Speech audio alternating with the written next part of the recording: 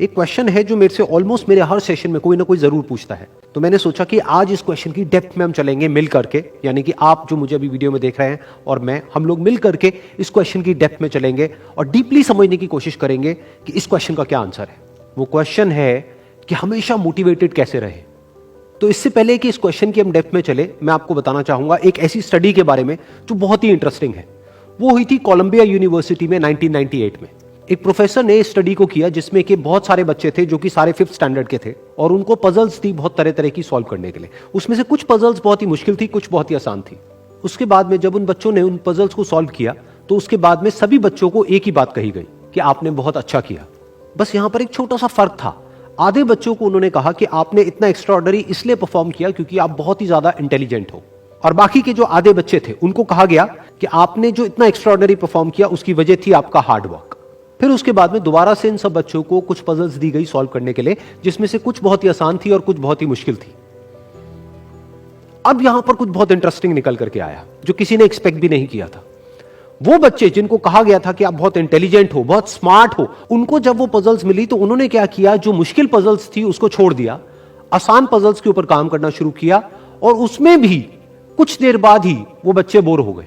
दूसरी तरफ से वो बच्चे जिनको कहा गया था कि आपने इतना एक्स्ट्राऑर्डिनरी परफॉर्म इसलिए किया क्योंकि आपने हार्डवर्क किया, उन्होंने सिर्फ आसान पजल्स को अटेम्प्ट नहीं किया बल्कि मुश्किल से मुश्किल पजल्स को भी अटेम्प्ट किया और सॉल्व किया।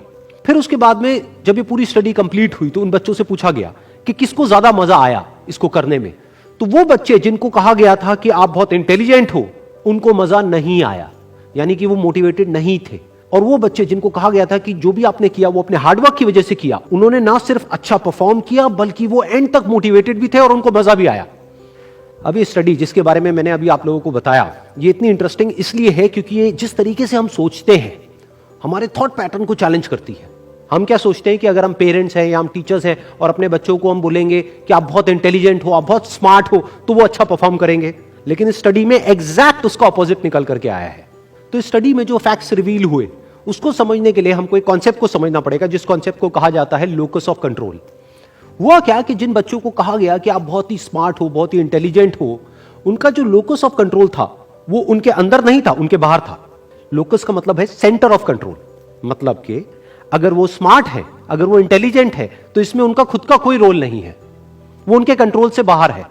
दूसरी तरफ से जिन बच्चों को कहा गया कि जो भी आपने अचीव किया वो अपने हार्डवर्क की वजह से अचीव किया, उनका जो लोकस ऑफ कंट्रोल था वो उनके अंदर था, यानी कि हार्डवर्क पूरी तरह से उनके खुद के हाथ में था कि अब उनके ऊपर है कि वो कितना हार्डवर्क करते हैं।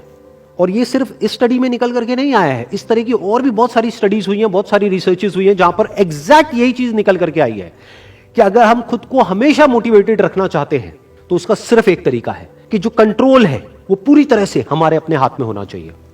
तो अब समझने की कोशिश करते हैं कि ऐसा क्या होता है कि जो कंट्रोल है वो हमारे हाथ से चला जाता है, और ऐसा क्या होता है जब कंट्रोल हमारे हाथ में आ जाता है। जब भी हम एक्सटर्नल फैक्टर्स की बात करते हैं कि मैं ये नहीं कर पा रहा इस वजह से, उस वजह से, उस वजह से, जो कि मेरे कंट्रोल से बाहर है, तो हमारे हाथ से कंट्रोल चला जाता है। लेकिन जब हम बात करते हैं कि हम एग्जैक्टली क्या कर सकते हैं, जब हम अपनी कैपेबिलिटीज के बारे में बात करते हैं, तब कंट्रोल पूरी तरह से हमारे हाथ में आ जाता है। जब हमारा फोकस उन रीजंस पे नहीं होता है जिनकी वजह से हम वो नहीं कर सकते हैं जो हम करना चाहते हैं, बल्कि उस जगह पर होता है कि जिस वजह से हम वो कर सकते हैं जो हम करना चाहते हैं, तब हम अंदर से मोटिवेटेड होते हैं।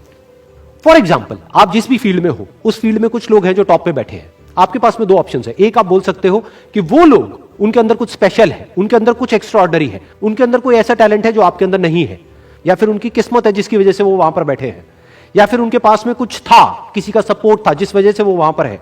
अगर इसमें से ऐसा आपने कुछ भी बोला तो आप फंस गए। अब आप मोटिवेटेड नहीं रह सकते उस काम को करने के लिए जो आप काम कर रहे हो, क्योंकि अब कंट्रोल आपके हाथ से बाहर है। क्योंकि अब अगर आपके पास में वो है ही नहीं जो उनके पास में है, तो अब आप वो कैसे बन सकते हो जो कि वो बन चुके हैं।